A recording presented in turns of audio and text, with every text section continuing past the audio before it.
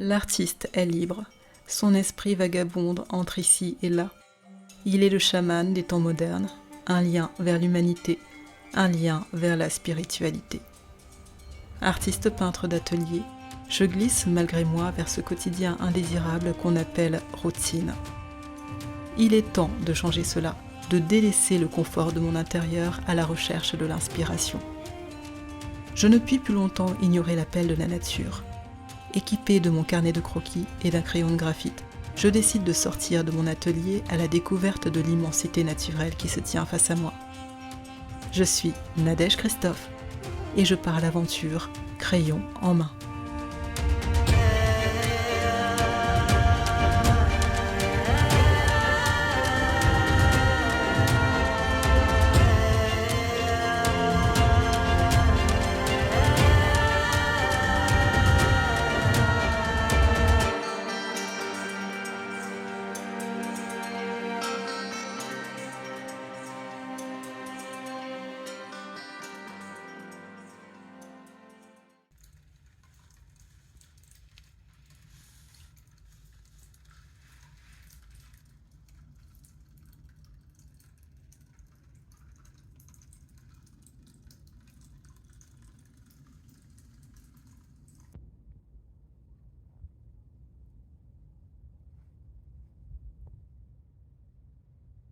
Je dois être la seule personne qui, quand elle voit de la terre, elle le filme.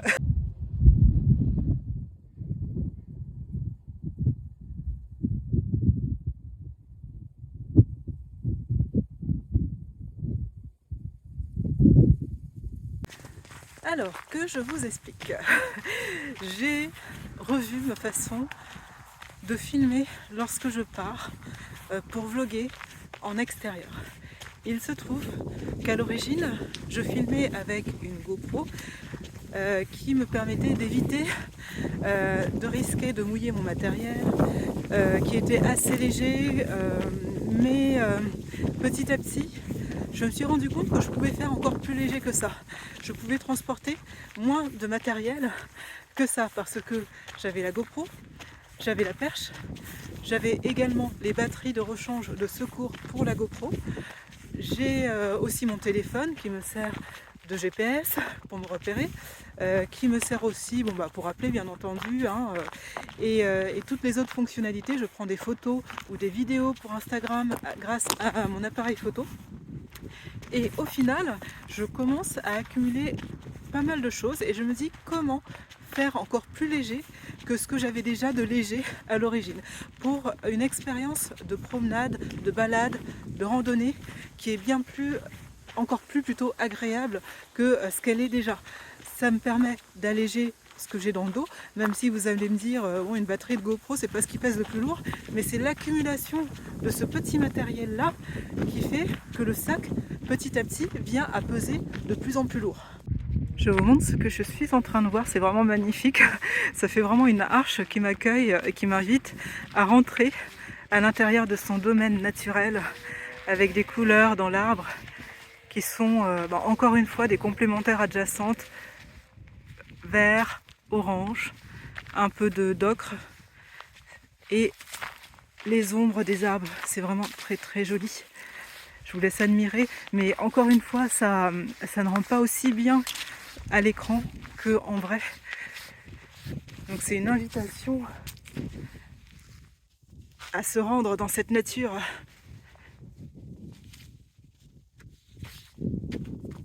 Donc, qu'est-ce que j'ai fait? Je n'ai plus pris ma GoPro aujourd'hui. Je suis partie avec mon téléphone portable.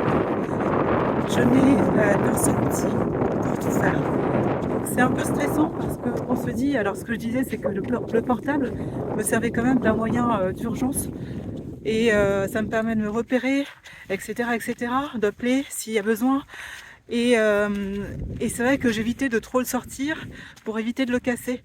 Mais en même temps, je me dis, depuis le temps que j'ai la GoPro, ça fait 2-3 ans que j'ai la GoPro, elle n'est tombée qu'une seule fois, et encore, c'était parce que j'étais en train, c'est pas moi qui l'ai fait tomber précisément, mais elle a glissé de mon sac quand j'étais en train de ranger. Alors c'était le vlog, si vous voulez le voir, c'est le vlog en Normandie, si je ne me trompe pas.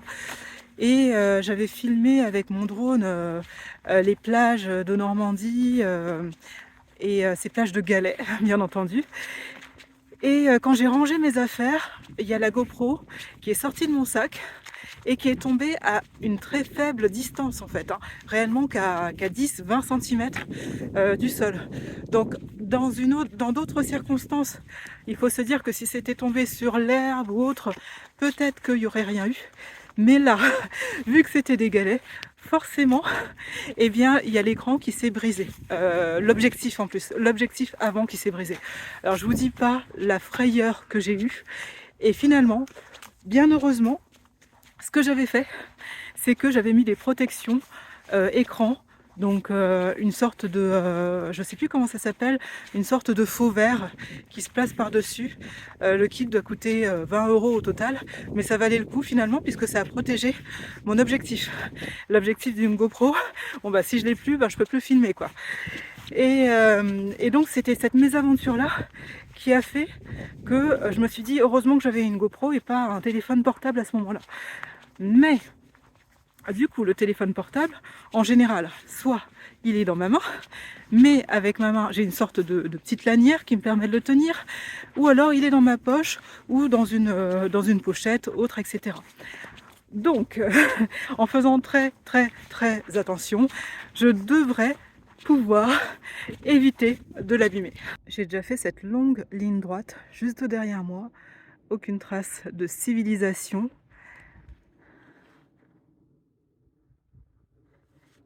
Et mon chemin se poursuit juste là.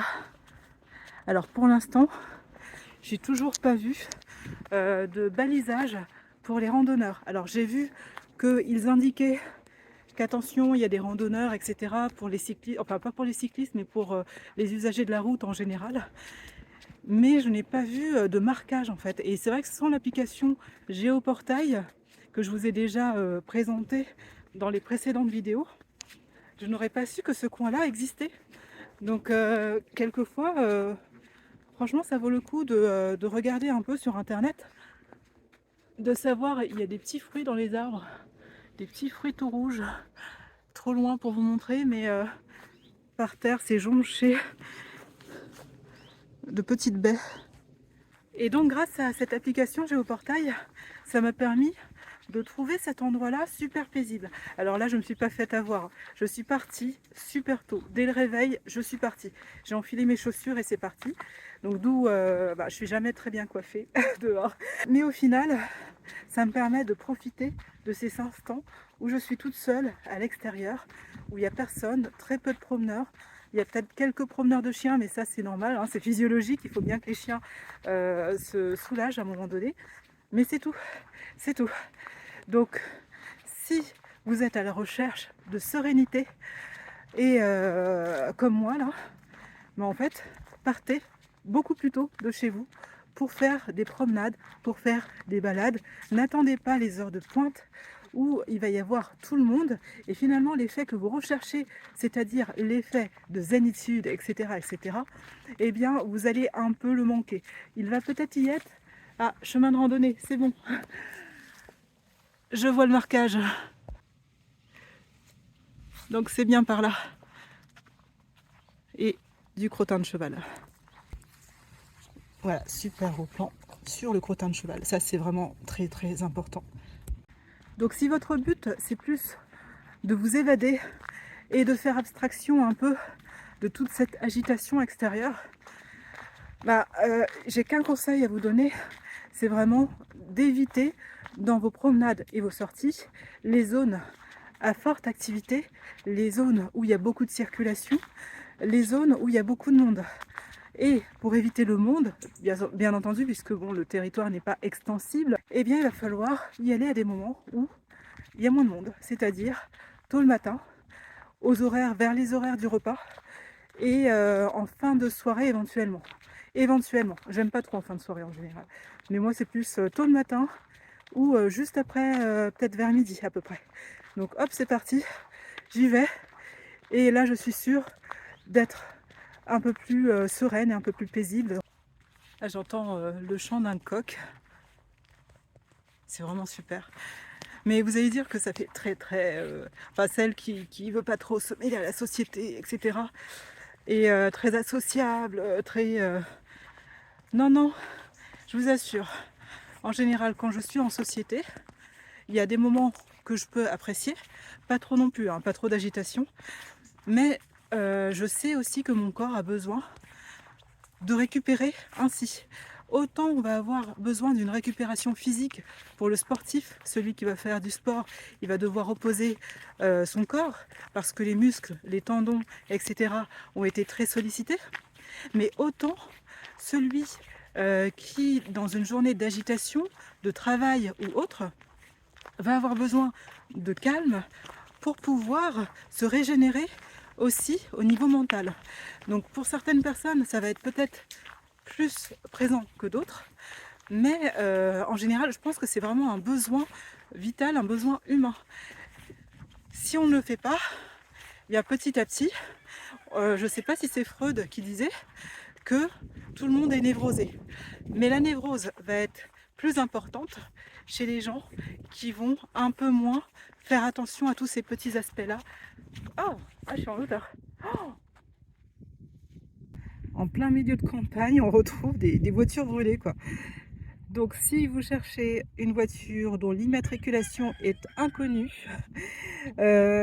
qui était d'une couleur inconnue, et ben voilà, elle se retrouve peut-être ici.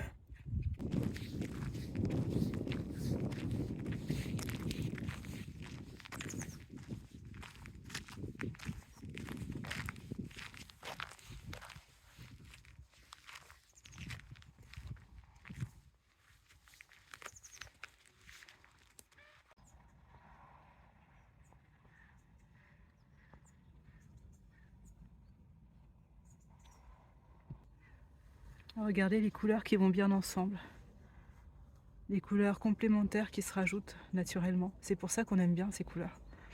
C'est pour ça que ça fait des harmonies colorées qui vont bien à l'œil en fait, qui nous apaisent. Vous voyez, vert, orange, rouge. Rouge est complémentaire de vert et petit à petit on a des dégradés de couleurs, du orange, enfin du vert plutôt, vers les rouges orangés. Et ça, ce sont vraiment, quand on regarde le cercle chromatique, ce sont des couleurs qui sont désignées comme des complémentaires harmonieuses. Et voilà pourquoi, parce qu'on les retrouve dans la nature. Notre œil est apaisé, est habitué à voir ce genre de choses. Comme je vous disais, je n'ai avec moi qu'un téléphone portable qui me permet de faire de la vidéo pour YouTube, de la vidéo pour Instagram que je prends à la verticale. D'ailleurs, si vous voulez me suivre sur Instagram, le lien se trouve dans la description, c'est nadège.christophe. Et j'y poste en avant-première en général, puisque en fait je peux plus facilement prendre des photos et des vidéos et publier directement sur Instagram, tandis que YouTube me demande beaucoup plus de travail, il me demande un effort de montage. Donc en général, vous voyez en avance ce que je vais présenter sur YouTube, et même il y a des choses qui sont plus jolies à la verticale qu'à l'horizontale. Donc il y a des petites photos ou des petites vidéos qui vont être inédites. Donc si vous voulez regarder et me suivre sur Instagram, lien juste en bas en description. Là, mon portable est vraiment polyvalent. C'est surtout ça en fait qui me plaît. C'est surtout, bon, c'est un portable qui est léger en soi. Et j'ai réfléchi, je me suis dit, est-ce que je prends une perche? Oh, des pommes! Des pommes. Une pomme est tombée de l'arbre. Si il y a des pommes en bas, c'est qu'il y a un arbre fruitier qui est en haut. Mais les premières pommes ne sont pas accessibles avant au moins 3 mètres de hauteur. Donc là, il y en a une. Oups, voilà, oh magnifique. La fille encore qui s'extasie juste à la vue d'une simple pomme. Mais ça, c'est la manifestation des mystères et de la beauté de cette nature, c'est ça. Je viens de me rendre compte que tout à l'heure j'ai filmé avec un gros zoom. Alors des fois je filme avec principalement je filme avec la caméra frontale, c'est-à-dire la caméra où j'ai pas de retour écran. Et donc comme je suis habituée avec ma GoPro, de toute façon je n'avais pas de retour non plus. Mais je me fais avoir puisqu'en fait avec la GoPro je pouvais pas forcément autant jouer avec le zoom. Et c'est vrai qu'avec le téléphone je peux. Et donc quand je le remets pas, ça reste. Et là vous avez eu un gros plan sur mon visage. Donc je passe du coq à l'âne. J'en étais où? Oui, donc mon portable. Mon portable est vraiment très polyvalent. Et il se trouve que, en fait, là, j'ai commencé à l'utiliser dès les premières fois du début de l'utilisation de ce portable. Déjà, j'ai senti que mon ordinateur, que mon sac à dos était vraiment beaucoup plus léger que les autres fois. Ça, il en faut peu, hein, mais vous savez, la GoPro, moins la perche de la GoPro, moins la coque, vous savez, protectrice que j'ai pour la GoPro, moins les 5-6 batteries supplémentaires que j'ai encore pour la GoPro. Et la GoPro commençait à me consommer beaucoup d'énergie. Je devais changer, au bout de 30 minutes de film, je devais rapidement changer de batterie. Par exemple, la dernière fois, j'ai dû changer au moins 4 fois la batterie sur ma sortie, donc d'une matinée. Il faut imaginer en fait la consommation que ça peut être. Et encore, je ne filme pas tout. Ce que je vous montre, c'est qu'une simple partie de ce que je vois. Donc si je filmais... Oh là là, c'est la route. Je suis toujours sur le bon itinéraire. Donc il se trouve qu'il fallait juste faire un petit crochet. Donc il y avait la route, il fallait pas traverser, à moins qu'on veuille faire plutôt un autre chemin de randonnée. Et donc là, voilà, j'ai dû faire un tout petit crochet et je me retrouve à nouveau en pleine nature à sentir l'odeur du fumier. Mais c'est pas une odeur qui est vraiment très désagréable parce que là, il se trouve que je suis quand même en pleine campagne et au final, ça me dérange pas, il y a de l'air et ça a été réparti de façon très ingénieuse par les agriculteurs. Donc c'est une bonne odeur de campagne, tout simplement. Alors, qu'est-ce que dit la route? Parce que là, je vois des voitures passer. Qu'est-ce que me dit la route? Puisque là, mince. Alors là, je peux pas aller tout droit. C'était quoi? C'était à gauche ou à droite? Je sais plus. Ah, il va falloir que je ressorte encore mon application. C'est bon, j'ai retrouvé mon chemin. Hop.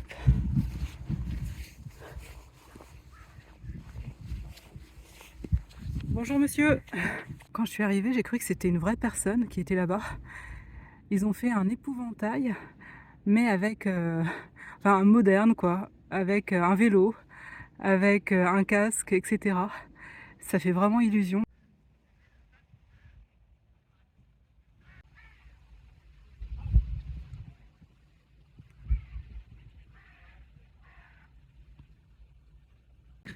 Donc en gros, vous l'aurez compris, la GoPro, ça a ses limites. Et c'est vrai que au niveau précision du trait, je viens de me rendre compte, ah mince, les raisins que j'ai vus, ça pourrait faire un bon sujet quand même de peinture, enfin de dessin. Après, il y avait du monde, je veux pas non plus déranger. Non, laisse tomber.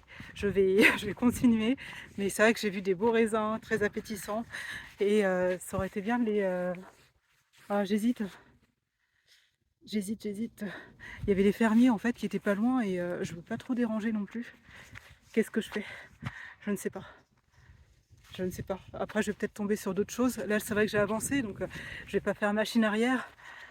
Allez, j'avance. Mais c'est vrai que je me dis, là, je profite tellement de ma sortie que j'ai perdu l'objectif de dessiner en fait. Je suis vraiment...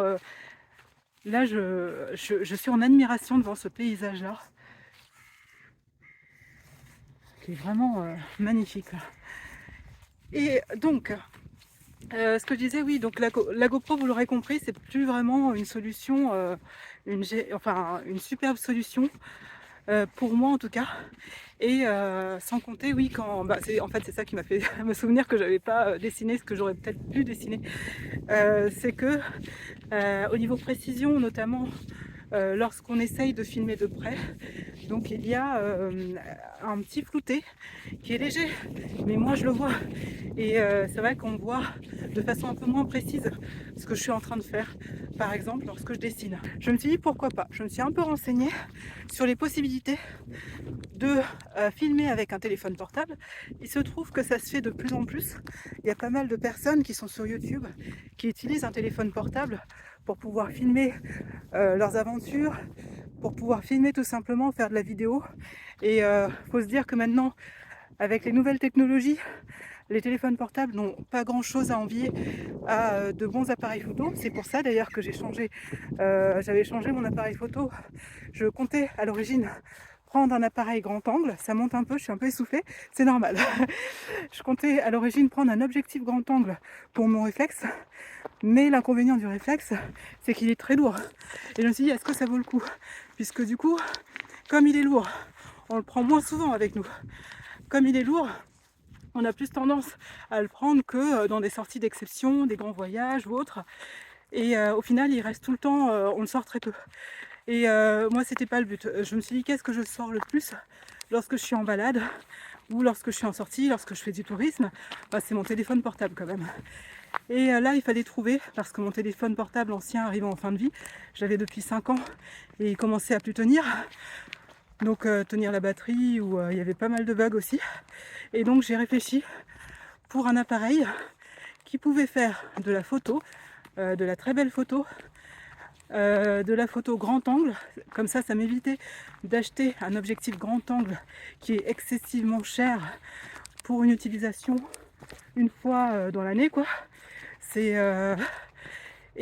surtout avec un appareil que je sors très peu. Et l'autre chose qui me permettait d'avoir de la vidéo plus que correcte, notamment pour filmer pour Instagram. À l'origine, je ne pensais pas à YouTube. Et donc voilà, j'ai changé mon téléphone. Et finalement, entre-temps, je me suis rendu compte que ce téléphone-là pouvait être encore plus polyvalent que ce que je pensais à l'origine en faire. Et la chose en plus que je vais pouvoir faire avec mon téléphone portable, devinez quoi? Eh bien, c'est du montage vidéo. Et ça va être la grande découverte, parce que là, je me suis lancée dans quelque chose que je ne connais pas. J'ai testé vite fait la version gratuite d'une application qui s'appelle InShot et qui permet de faire du montage vidéo de façon quand même plus que correcte, parce que j'ai été étonnée. Moi, j'utilise un logiciel sur ordinateur et j'ai été étonnée de la facilité d'utilisation qu'on peut avoir en utilisant ce logiciel de montage, cette application InShot. Ça grince. Tant mieux, je fais du bruit, comme ça éloigne les animaux en fait.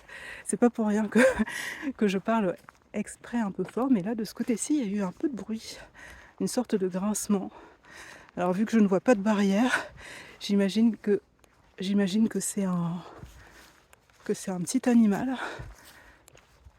Et donc j'annonce ma présence en parlant un peu fort. Je suis toute seule, donc du coup j'ai pas d'autre choix que de parler à moi-même, à ma caméra, ou faire un peu de bruit, plus que de raison. Mais bref. Et là j'ai testé, j'ai un peu vu, c'est très intuitif, c'est beaucoup plus simple.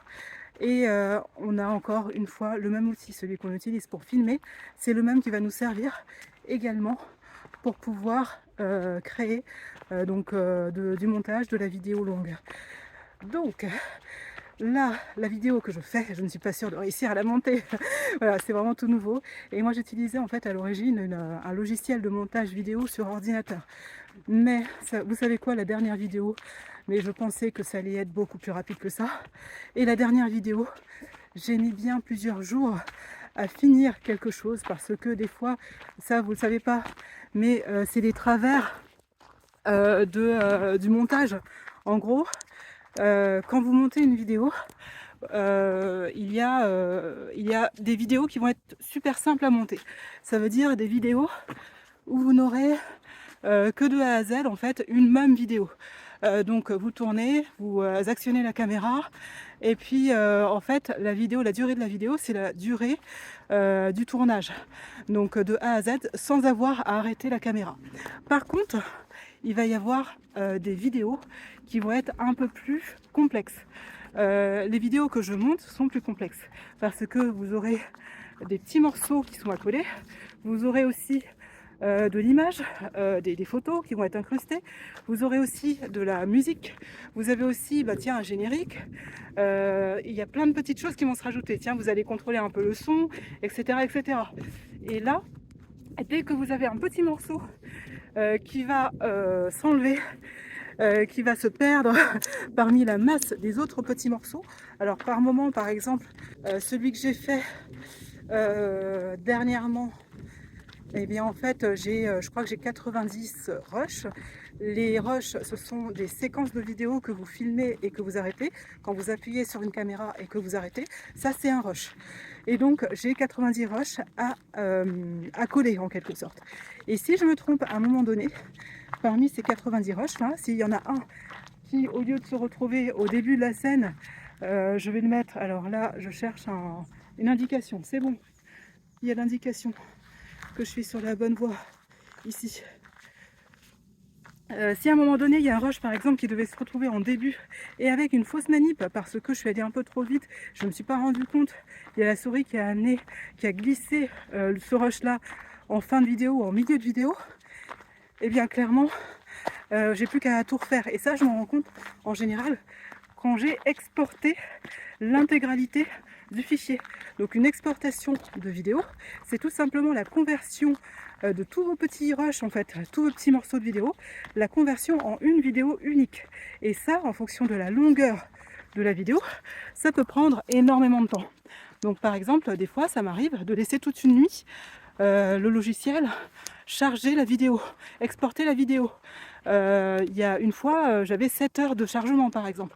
Ça dépend du nombre de rushs, de la taille, de la longueur de la vidéo. Et là, les vidéos crayon en main, clairement, ce sont des vidéos qui sont très longues, donc vous le voyez bien, donc qui durent quasiment 1 heure pour la plupart.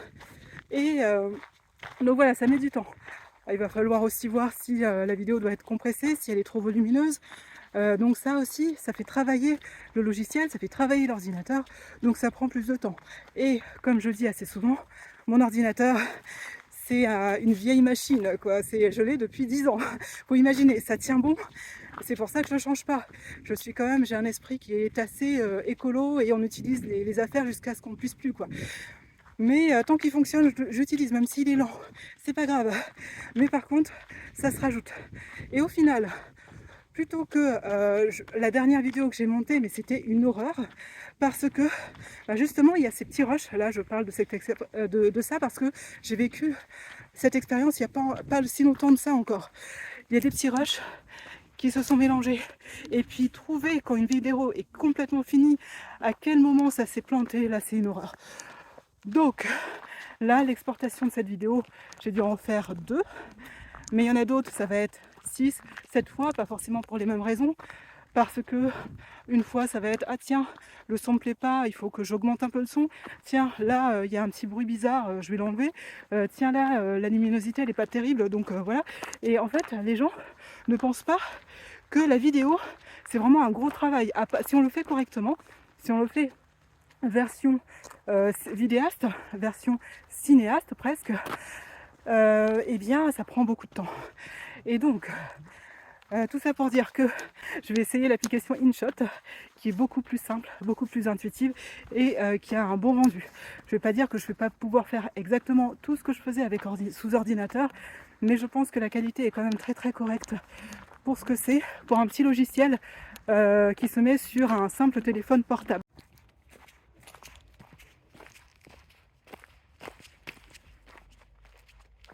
Regardez ce que je vois en venant de l'autre côté, donc la voie où je me suis trompée.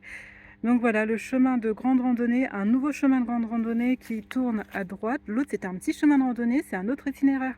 Et donc voilà, le bon chemin, là il faut qu'en revenant je tourne à droite. Donc c'était bien à gauche que je devais tourner en arrivant d'en face là. J'aurais dû tourner sur cette voie ici, au lieu de continuer toujours tout droit. Parce que j'avais vu que sur cette pierre, voilà, vous voyez même en face, hop là, voilà, gros zoom, on voit un petit chemin de randonnée jaune. Et moi je devais suivre le grand chemin de randonnée, et moi j'ai suivi celui-ci, le petit chemin de randonnée jaune. Donc je continue sur cette voie là, donc il m'indiquait qu'il fallait que je tourne, donc je tourne, et puis me voici sur du bitume. Donc un chemin beaucoup plus praticable certainement, mais bon, un peu moins, chaleureux, un peu moins authentique, on va dire. Mais je pense pas que marcher trop longtemps dessus, je pense. Après, il va y avoir certainement encore une zone un peu plus campagnarde. Donc voilà la présentation de ce que je vais faire, InShot ou pas InShot, etc. Donc là, en gros c'est une petite présentation, mais bon je vais pas trop m'étendre parce que visiblement je commence à faire des petites erreurs lorsque là j'aurais dû tourner, et heureusement que je suis pas allée trop loin, purée, je m'en serais voulu. Donc là je vais arrêter là, peut-être que j'en reparlerai dans de prochaines vidéos. Mais là, allez, je me concentre sur ce que je suis en train de faire, sur la marche. Je vais admirer encore un peu le paysage. Je trouverai peut-être à un moment donné quelque chose à dessiner. Donc là, je suis peut-être à mi-chemin, je pense, de mon parcours.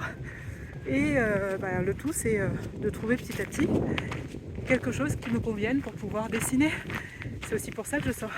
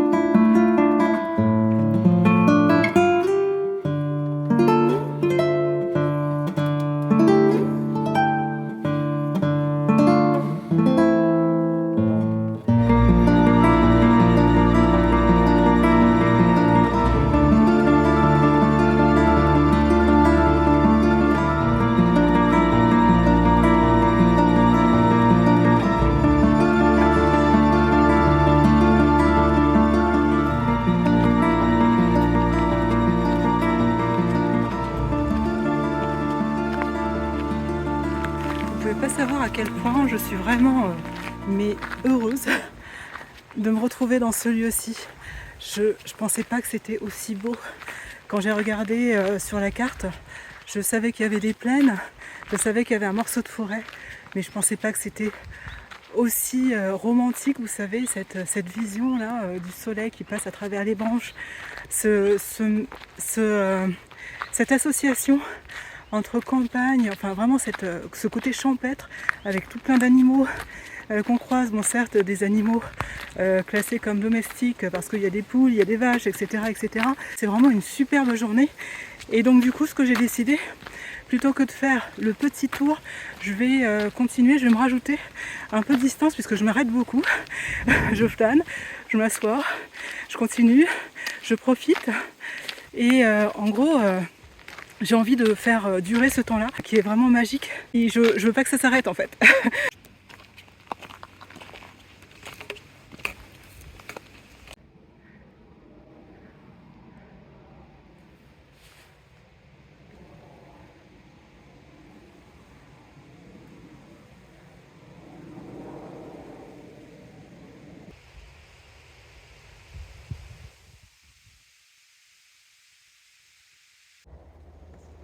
Ça fait vraiment penser à un film de Spielberg, Jurassic Park.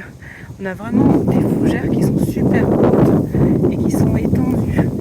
Mais tout au loin là-bas, c'est une forêt qui a conservé réellement son côté un peu sauvage, son authenticité, qui est très peu dégradée par l'homme. Donc l'homme prend en général juste le chemin et évite d'aller à l'intérieur de la forêt, et il n'y a peut-être pas beaucoup de taille aussi de bois, donc ça permet à la végétation de pousser comme ça. J'en ai vu des forêts pourtant, hein. Mais celle-là, elle a vraiment un côté, ça mêle en même temps, il y a campagne, animaux, soleil, plaine, forêt, en fait il y a tout qui est réuni. J'ai même vu un petit cours d'eau aussi, donc c'est ça qui crée la magie du lieu, il y a tout qui se mêle en un seul, et c'est un peu comme un beau tableau où on crée des surprises visuelles à chaque fois, et ça c'est vraiment magique quoi. Rien qu'avec ces traces, ces empreintes, ces traces de pas au sol d'un animal, ça indique de la vie dans cette forêt, même si on ne la voit pas. Et c'est d'où le côté magique en fait, encore de cette forêt, je me répète, mais c'est vraiment incroyable, il y a plein d'indices à regarder. Quand on ouvre les yeux, il y a plein de choses à voir. Il y a vraiment de la beauté là où les gens s'y attendent pas en fait. Les gens qui sont habitués à leur tablette, à leur téléphone portable, à la télé, au cinéma, au confort de la ville. En fait, quand vous êtes dans une ville, vous voyez pas tout ça. Et c'est vraiment une faible nourriture, la vie de citadin, comparée à ce qu'on peut avoir ici, en plein milieu de nulle part. Regardez ces couleurs. Encore des couleurs complémentaires, des couleurs complémentaires adjacentes, du vert qui se mêle avec du orange.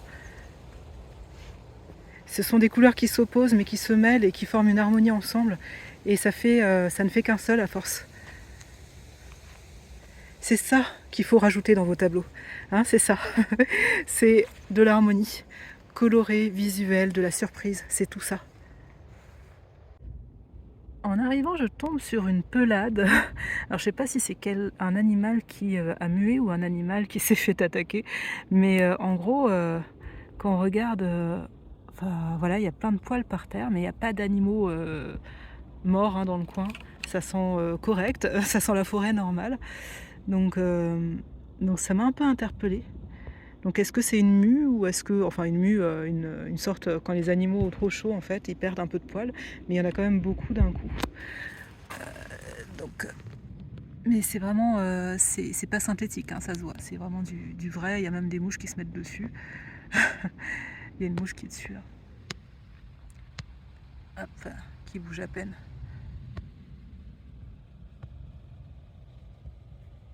C'est joli n'empêche, hein. Dans un paysage comme ça, avec la petite pomme de pin sur le côté, ça fait vraiment une belle photo aussi. Il y a toute une forêt de sapins qui est en train de pousser ici. Étant donné que cette forêt de sapins m'a un peu tapé dans l'œil, je vais essayer de dessiner un sapin. Donc je me suis mise sur un chemin qui est itinéraire bis hein, sur le côté. Parce que vu l'heure, il commençait à y avoir beaucoup plus de promeneurs que tout à l'heure. Tout à l'heure, j'étais vraiment seule au monde. Mais petit à petit, on se rapproche de la ville. Et il y a de plus en plus de joggers, de promeneurs de chiens, etc. Donc ça commence à devenir un peu trop passant. Et moi, je me suis mise sur un petit côté. Donc sur un chemin comme ça de terre, qui n'est pas le chemin de randonnée d'origine. C'est un itinéraire bis, on va dire. Et du coup, je me suis posé la question, puisque tout à l'heure, j'ai été un peu interpellée par ces sapins. Je ne suis pas sûre que ce soit des sapins qui sont venus là, en fait, de façon naturelle, parce que c'est bien trop aligné pour ça, je trouve, et ils sont à peu près du même âge, en fait. Donc je pense qu'il y a eu un projet peut-être de reforestation. Reforestation ? Oui, c'est ça, hein, reforestation de la forêt. Et, ou à moins que ce soit pour, vous savez, dans le but de vendre ensuite les sapins, etc., comme ils le font dans les Landes. Donc voilà, je vais m'attarder surtout sur celui-là, il est pas mal. Petit zoom, donc il a une petite jupe là, en dessous. Et je vais voir, je vais faire celui-là. Et je me suis mise à une distance assez... voilà, je suis quand même assez éloignée. Hein.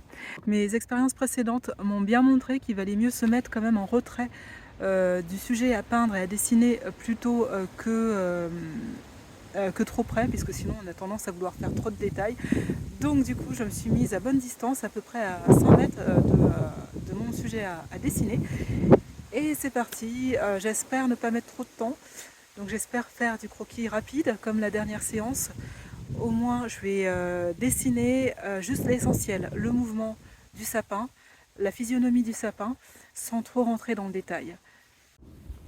Alors c'est parti, je vais prendre le crayon le moins gras que j'ai pour l'instant et je vais voir, je vais peut-être pas le faire sur 2 pages cette fois, je vais vraiment me concentrer sur une seule page.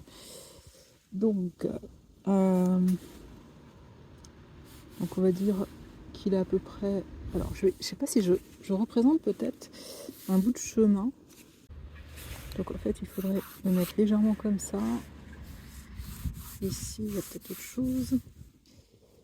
Et là-bas, il y a mon sapin. Sans trop le centrer. Alors, qu'est-ce que ça donne ma caméra pour une fois que je filme avec un téléphone? Allez, hop. Donc là, mon arbre, il fait une sorte de petite montagne comme ça. Je dis mon arbre, mais c'est pas le mien, hein. C'est juste celui que j'ai sélectionné pour pouvoir dessiner. Voilà. Voilà, la physionomie générale.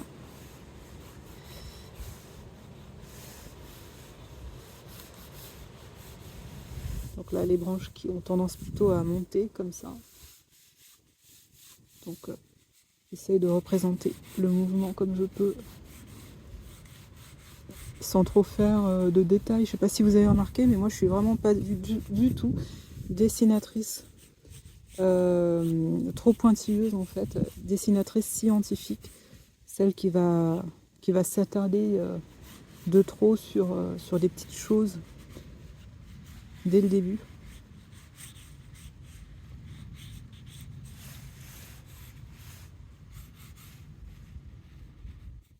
Donc voilà, ça fait à peu près ça. Bon, ça fait rien si je dépasse un peu sur l'autre page. Donc ça fait le mouvement, ça donne ça à peu près. Donc, hop.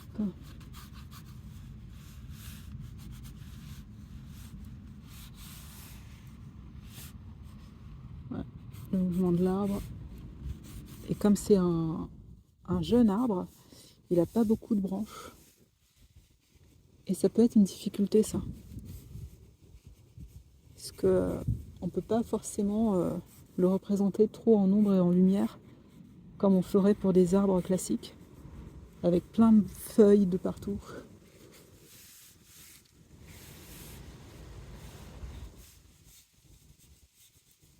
Ok. Voilà, j'y suis. Et les branches du dessous, c'est plus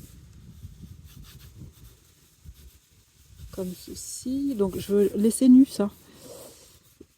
Comme ça l'est dans la réalité, je veux laisser une partie un peu sans rien. Bonjour.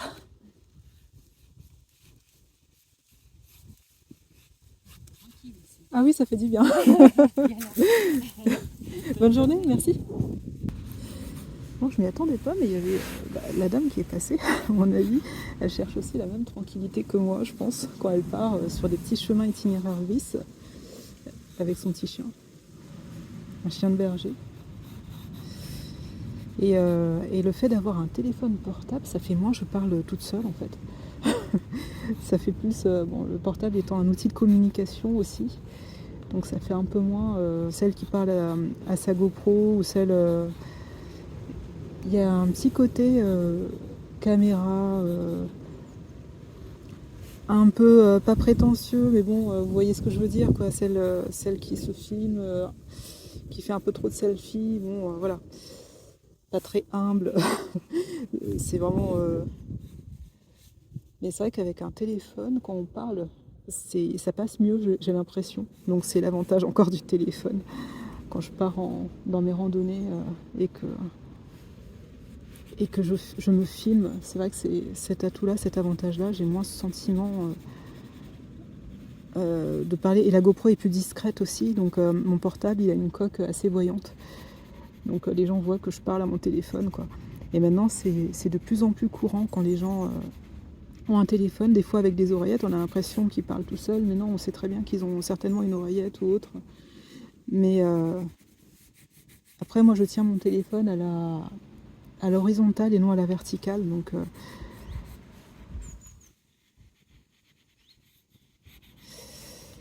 Ok. Et je continue. Je commence à mettre des petites ombres dès que j'en vois.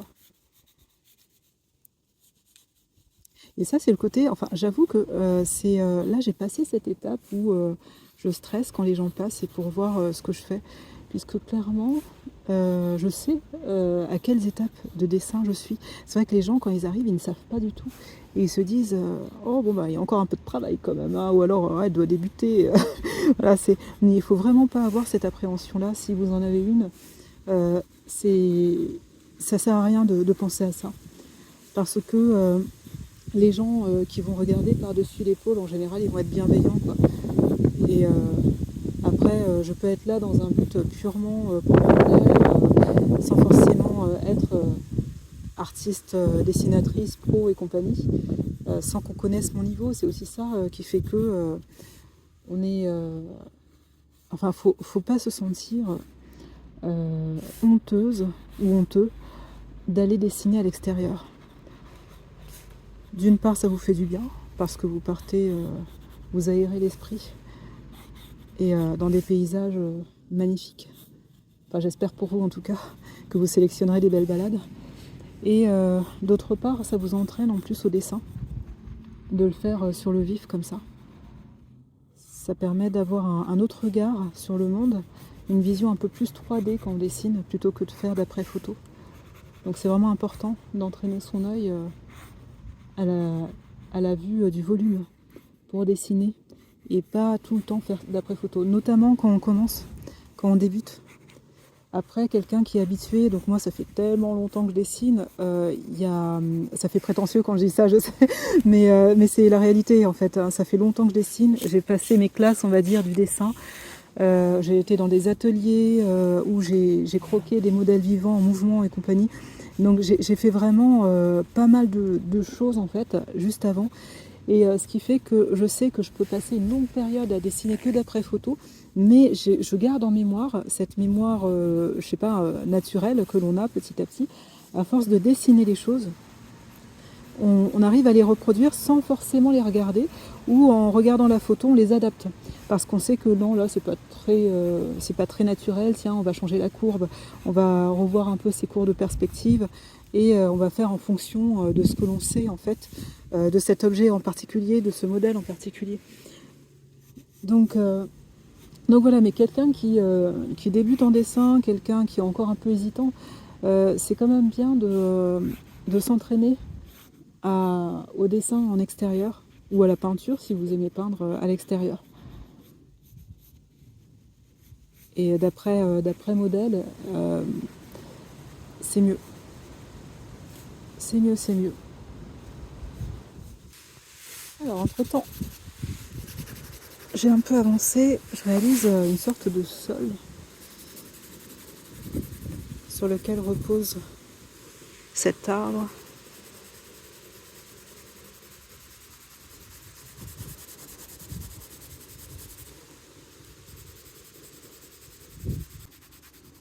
Oh, une abeille. Ouais, c'est bon.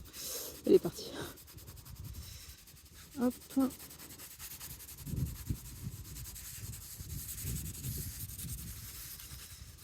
Et là, j'ai une sorte de... Je vais pas réaliser la petite voie que j'ai en face de moi, mais ça me permet de rajouter quelques petites choses.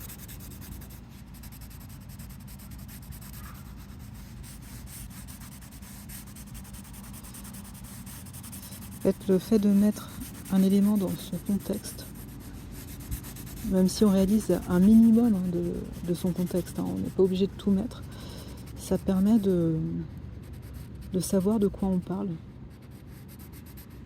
Mais ça, je crois que je l'ai dit pas mal de fois déjà, donc je me radote.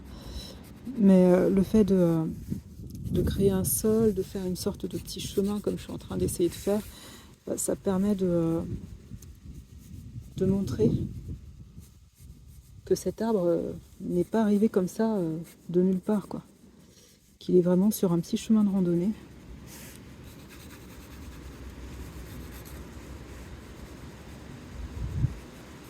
Qu'il n'est pas tout seul, surtout.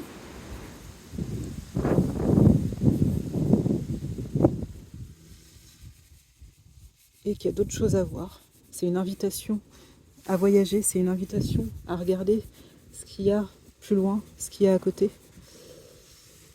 qui sont au-delà des rebords du dessin. Et pour ça, il faut se déplacer. Il faut aller voir par soi-même, constater. tiens, il y a une petite feuille de chêne là. Je peux la. Non, je sais pas si c'est vraiment. C'est pas très pertinent de faire ça ici. Donc, hop.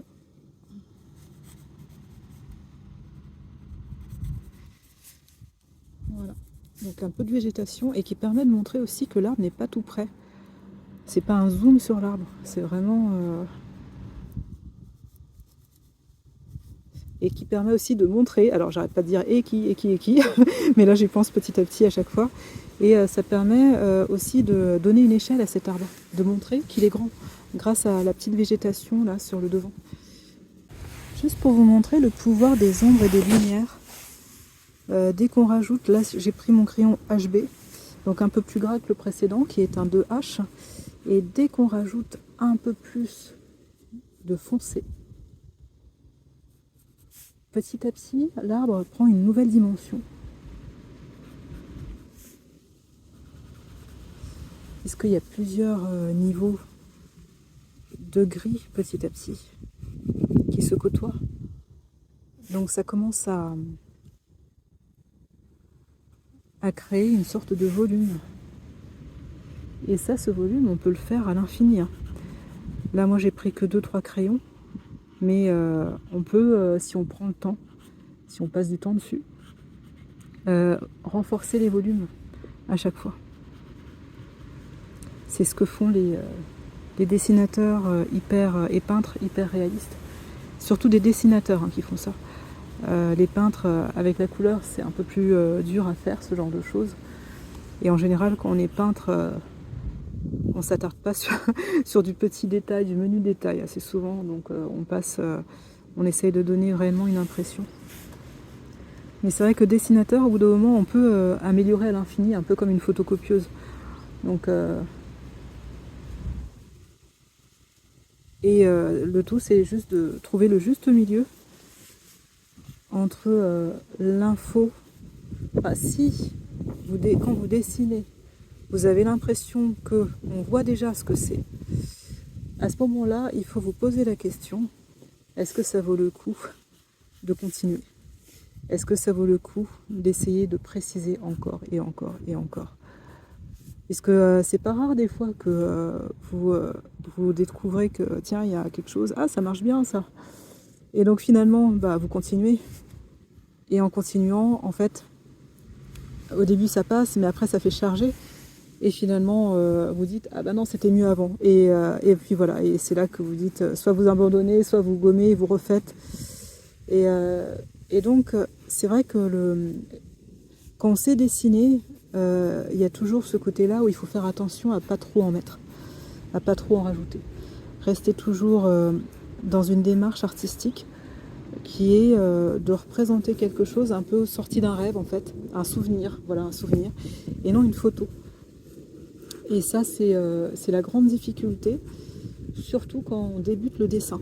Je parle du dessin, puisqu'en général, quand on peint, on sait déjà comment dessiner. Et on est passé à travers tous ces petits soucis-là. Donc on sait à quoi s'attendre si on va trop loin. Et après, on n'a plus qu'à s'en prendre qu'à soi-même. Mais oui, c'est le risque, en fait, puisqu'en fait, quand on dessine, au début, on a des lacunes, et petit à petit, à force d'entraînement, on arrive de mieux en mieux à représenter les choses. Et il y a un moment donné où on dessine super bien, en quelque sorte.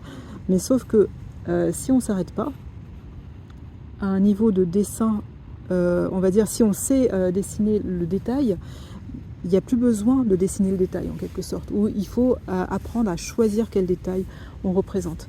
On suggère énormément de choses en ne représentant que très peu de détails à certains endroits. C'est le cerveau après qui fait le reste. Et donc voilà, plus je m'avance en fait dans le croquis et plus je vais lentement. Il y a encore du monde. Je suis pas tentée d'aller trop loin dans ce croquis parce que je trouve qu'il est déjà bien avancé quand même. On arrive à voir ce que c'est. Et je suis pas forcément tentée de trop pousser ce croquis.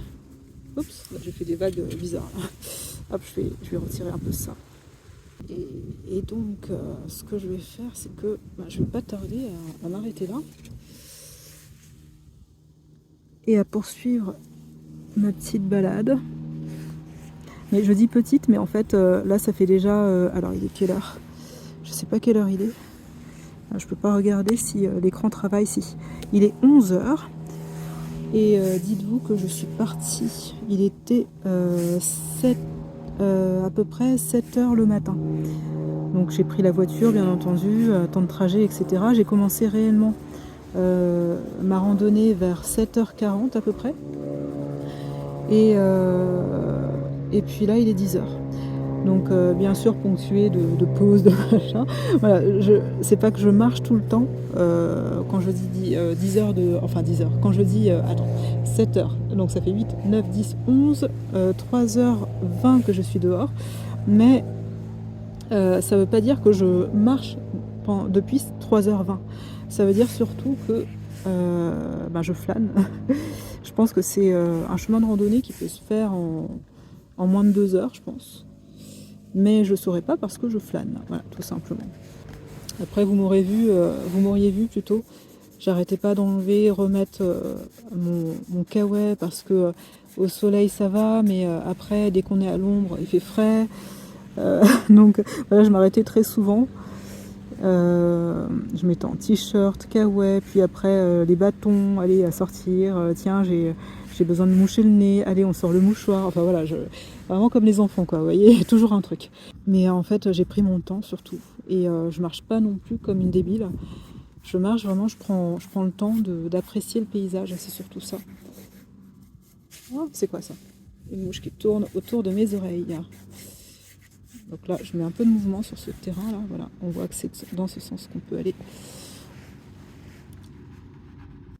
Donc là, il me reste à peu près, je pense qu'il me reste à peu près 20 minutes de marche normale, hein, pas de marche trop rapide, jusqu'à mon point d'arrivée, de départ, qui est le même que celui du départ d'ailleurs. J'ai réussi à faire une boucle cette fois.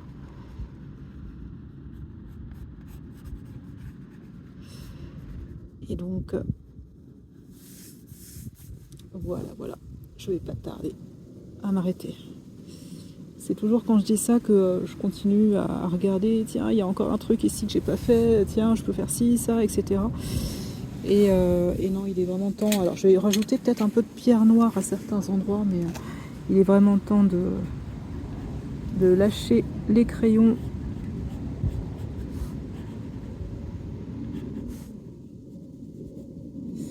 Un peu de pierre noire pour essayer de révéler des sons un peu plus sombres. Créer encore cet effet un peu 3D.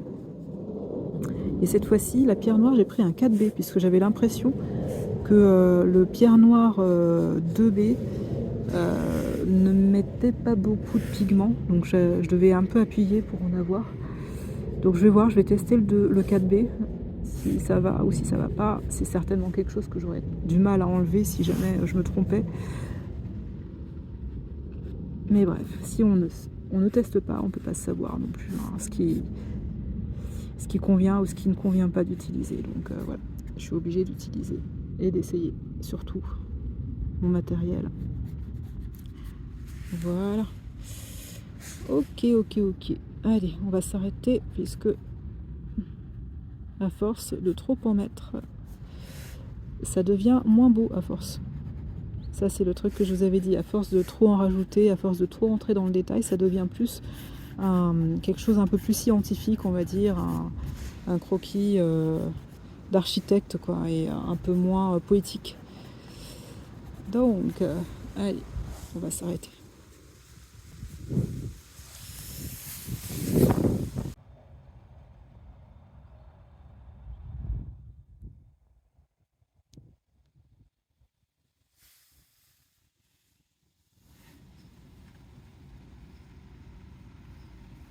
Ça y est, je ne sais pas combien de temps j'ai mis pour dessiner. Je crois à peu près une vingtaine de minutes.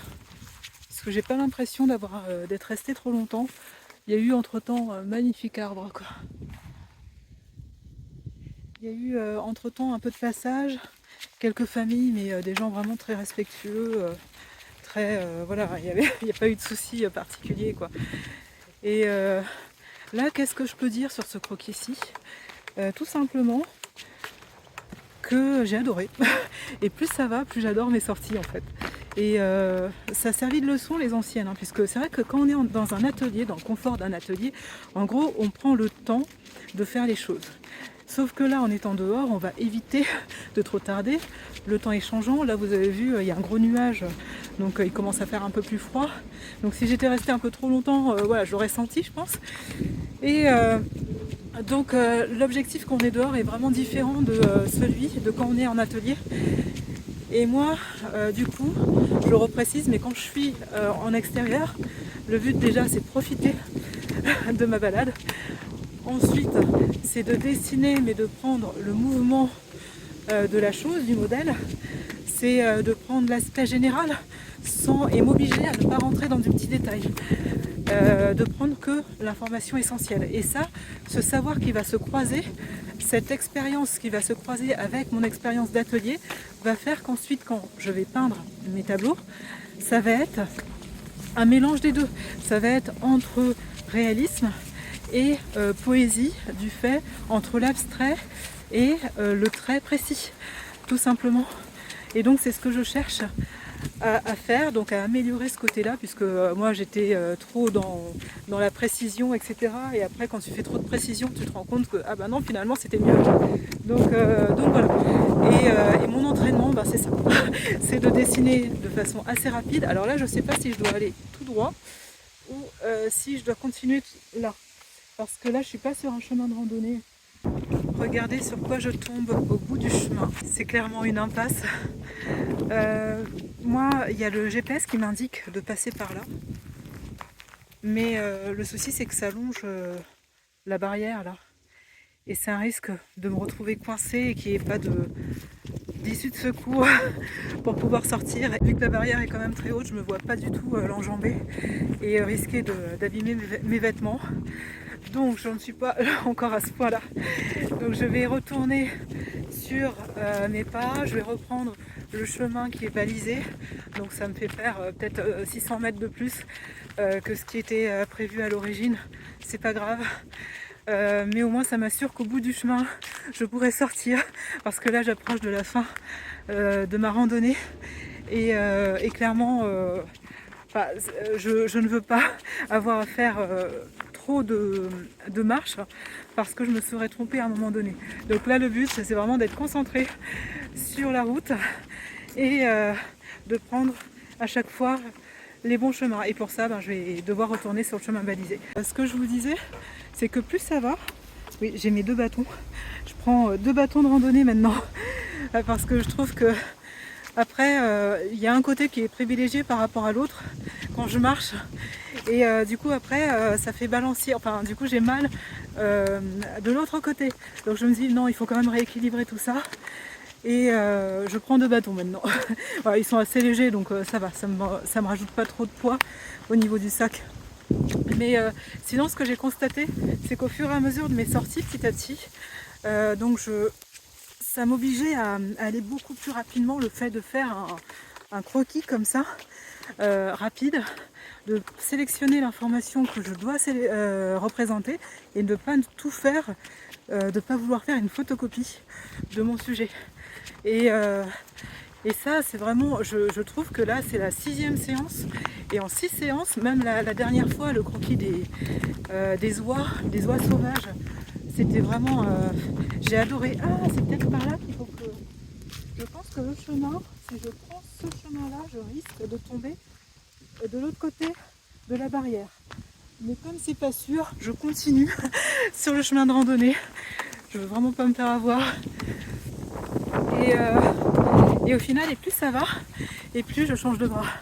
Et plus, en gros, j'ai beaucoup plus d'aisance à dessiner justement juste l'information, la stricte information nécessaire qui fait comprendre ce que c'est. Et j'en rajoute même plus que ce que j'avais prévu, puisqu'au début, je ne sais pas si vous vous souvenez, au début quand j'ai commencé, mon but c'était de faire Alors c'est dur de parler et d'avoir des bâtons dans les mains en même temps. C'était de faire des petits croquis presque comme un botaniste et de détails de la nature. Sauf que je vous avouerai que après essai, le souci quand on fait comme ça, c'est qu'il y a un... la chose, le modèle n'est pas dans son contexte réel. Et donc, dans ce cas-là, oui, il faut que ce soit encore plus précis parce que c'est uniquement le trait qui va pouvoir donner l'indication de ce que c'est. Mais quand vous le mettez un contexte, ça fait déjà mini compo, mini tableau, c'est plus ce que je préfère. Donc si je peux faire une sorte de mini compo sans trop m'étendre, eh bien c'est ce que je fais. Donc je mets le modèle dans son contexte pour dire ce que c'est et donner une sorte d'invitation à voir un peu plus.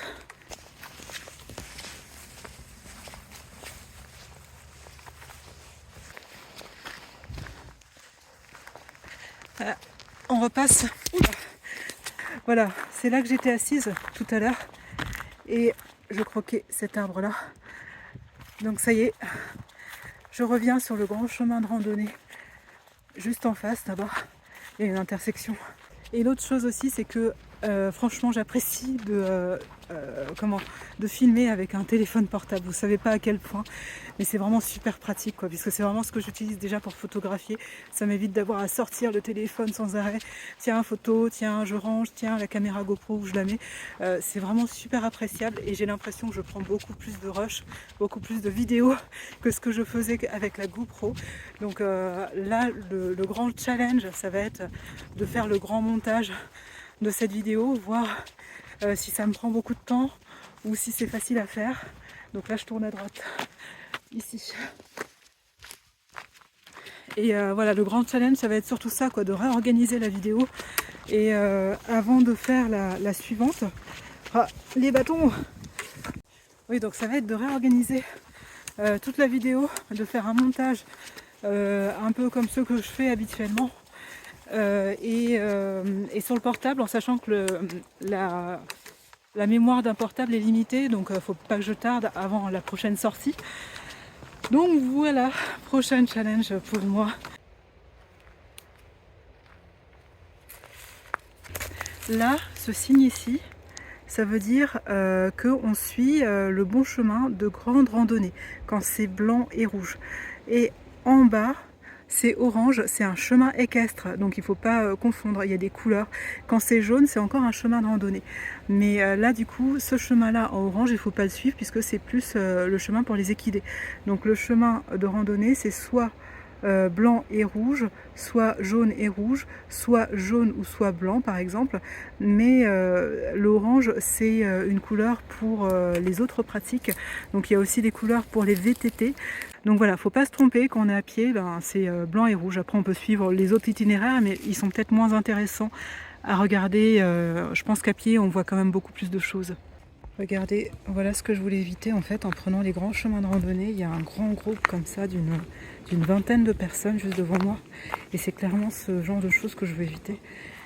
Une, deux personnes, ça va, mais quand il y a un gros groupe comme ça, c'est vraiment oppressant, quoi. Et là, la tranquillité, elle y est plus. Même si on est en plein milieu de nulle part. Donc qu'est-ce que je fais? Alors soit au bout d'un moment, je vais devoir les déplacer. Donc non, clairement, c'est pas possible. C'est pas possible, j'ai vu le monde devant. Je me suis dit non, c'est bon, j'ai pas envie. J'ai pas envie, j'ai regardé l'application Géoportail pour voir par où je pouvais passer. Et vu qu'il y avait une intersection, je me suis dit tiens, est-ce que ce chemin me mène au bon endroit? Et donc normalement, en suivant ce deuxième petit chemin, il est possible que je me retrouve, enfin il est possible, c'est sûr, je vais me retrouver au même endroit petit à petit. Et peut-être en moins de temps d'ailleurs. Donc non, là c'est pas possible, il y a un groupe je pense, je sais pas si ce sont des touristes ou autres, ils parlaient allemand, j'ai l'impression. Non, non, quand je vais en pleine nature, c'est pas pour croiser comme ça, tel, vous savez, le métro parisien, où vous avez c'est bondé d'un coup, quoi, c'est impressionnant. Donc non, je change, je prends un autre itinéraire, tant pis, même si j'avais eu à marcher un peu plus, bon peut-être pas trop non plus, mais après sinon j'aurais attendu et puis j'aurais pris tout mon temps pour y aller, mais ils étaient un peu bruyants, Donc on sent la présence, vous savez, donc c'est pas la même ambiance en fait. Petit itinéraire secondaire, je suis encore sortie du chemin de grande randonnée en espérant qu'à la fin il n'y ait pas de barrière, mais je pense pas, puisque sur Géoportail, sur la carte, j'ai vu qu'à la fin de ce chemin, normalement, j'atterrissais dans le village de départ. Donc logiquement, il ne devrait pas y avoir de soucis à se faire. Et donc voilà, c'est reparti. J'espère quand même ne pas tarder à arriver cette fois-ci, puisque là, bon, ça fait un petit temps que je suis dehors. Comme vous voyez, j'ai encore ressorti le kawaii. Enfin, il fait entre chaud, froid, chaud, froid. Donc quand le soleil, en fait, il y a les nuages qui passent devant le soleil, d'un coup il fait frais, puisque je crois que la température, il fait moins de 20 degrés là, aujourd'hui. Ce matin, je crois qu'il faisait 10 degrés au départ quand je suis partie. Donc oui, ça méritait un bon kawaii, ça. Mais après, c'est vrai qu'avec le soleil, avec l'activité, quand on marche au soleil, c'est différent. Sauf que dès qu'il se cache, c'est fini, on a à nouveau froid. Et en plus, il y a du vent. Donc d'ailleurs, je ne sais pas si vous m'entendez bien. Ça me permet de tester le téléphone, mais j'ai l'impression qu'il fonctionne bien, le micro du téléphone finalement. J'avais un peu peur surtout pour ça. Je m'étais dit, il va falloir que je parle super fort. Et finalement, j'ai l'impression que ça fonctionne bien. Peut-être un peu comme la GoPro, voire peut-être mieux. Enfin, il faudrait que je vois ensuite après coup au montage. Mais je suis quand même agréablement surprise pour ça. Donc, c'est parti. Je continue la petite marche et j'essaye de rejoindre sans trop tarder maintenant mon point de départ. On s'approche des midis. Donc je suis partie encore une fois sans prendre de petit déjeuner. Hein. J'ai mangé sur le chemin une compote et quelques noix. Donc là, bon, il est temps de rentrer, de prendre un beau repas aussi. Vous voyez, c'est cette clôture que j'avais certainement tout le long là. Et je pense que c'est fait exprès pour éviter que les équidés, les cavaliers ne passent. Donc ils ont balisé tout à l'heure avec de l'orange. Donc c'est peut-être pour ça. Et donc là, ils ont fait une sorte de portail juste à taille humaine, mais où un cheval par exemple ne peut pas passer.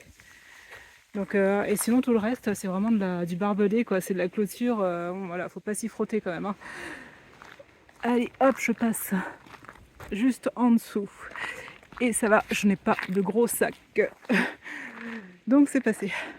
Alors, je continue. Et moi, je pense que je venais, certainement, le chemin m'aurait mené, j'aurais continué et ça m'aurait mené ici, je pense. C'est le chemin que j'aurais dû prendre à l'origine.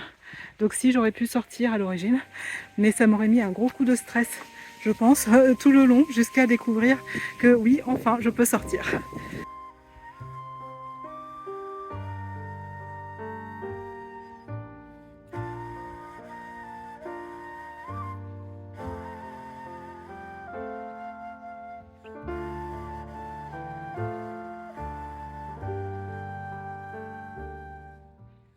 Merci d'avoir regardé ce vlog et merci à vous, chers membres de Patreon.